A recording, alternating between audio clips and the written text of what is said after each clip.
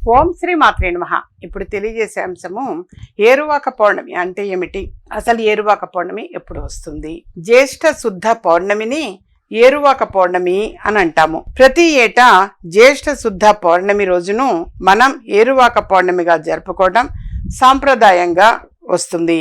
ఏరువాక పౌర్ణమి అంటే రోళ్లు పగిలే రోహిణీ కార్తె వెళ్ళి తొలకరి చినుకులను తెచ్చే మృగశిర కార్తె రాకను స్వాగతిస్తూ జరుపుకునేదే ఏరువాక పౌర్ణమి. వర్ష ఋతువు ప్రారంభంలో వచ్చే ఏరువాక పౌర్ణమి రోజు రైతులు ఎద్దులను నాగలిని పూజించి దుక్కి దున్నడం ప్రారంభించేవారని ఈ పండుగ గురించి ఋగ్వేదంలో వివరించారు. ఏరువాక పౌర్ణమి సహజంగా కర్షకుల పండుగ. భూదేవిని నమ్ముకొని పంటలు పండించే రైతులు వర్ష ఋతువు ఆరంభంలో తొలకరి చినుకు కోసం ప్రార్థిస్తూ వర్షాలు సమృద్ధిగా కురవాలని, పంటలు బాగా పండి దేశం సుభిక్షంగా ఉండాలి అని కోరుకుంటూ ఏరువాక పౌర్ణమి రోజును వేడుకగా జరుపుకుంటారు.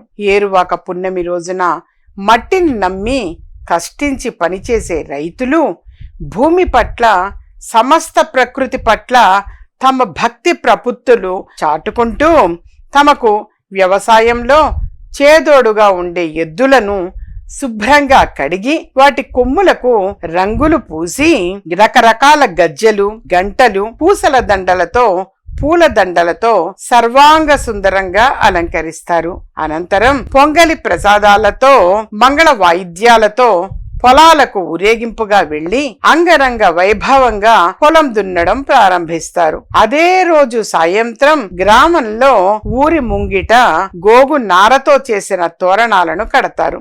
ఈ తోరణాల మధ్యలో అక్కడక్కడ జిలేబీలు, గారెలు, కరెన్సీ కాగితాలు ఎత్తులో కడతారు. దీనిని ఏరువాక తోరణం అని అంటారు. రైతులు తమ తమ పశువులను ఈ ఏరువాక తోరణం కిందుగా పరుగులు పెట్టిస్తారు. అప్పుడు వారు ఏరువాక తోరణం నుంచి తమకు దొరికిన వాటిని తీసుకొని వెడతారు. దీనిని వారు అత్యంత పవిత్రంగా భావించి తమ పొలాల్లో ధాన్యాగారంలో దాచి ఉంచుతారు. అలా చేయడం వలన పంటలు సమృద్ధిగా పండి కరువు ఉండదని రైతుల విశ్వాసం. ఏరువాక పౌర్ణమి పండుగ ఒక్క అన్నదాతకు మాత్రమే కాదు, మనందరికీ పండుగే. ఎందుకంటే రైతు బాగుంటేనే దేశం బాగుంటుంది. దేశం అంటే మనం అందరం కదా.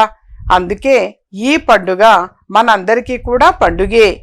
ఈ ఏడాది వర్షాలు బాగా కురవాలని, పంటలు బాగా పండాలని, దేశం సుభిక్షంగా ఉండాలని కోరుకుంటూ అందరం ఏరువాక పౌర్ణమి పండుగను ఆనందంగా జరుపుకుంటాము. అందుకని మనము ప్రతి సంవత్సరం కూడా ఏరువాక పౌర్ణమి అనేది మన దేశ ప్రజలు అందరూ కూడా జరుపుకునేటువంటి పండుగ.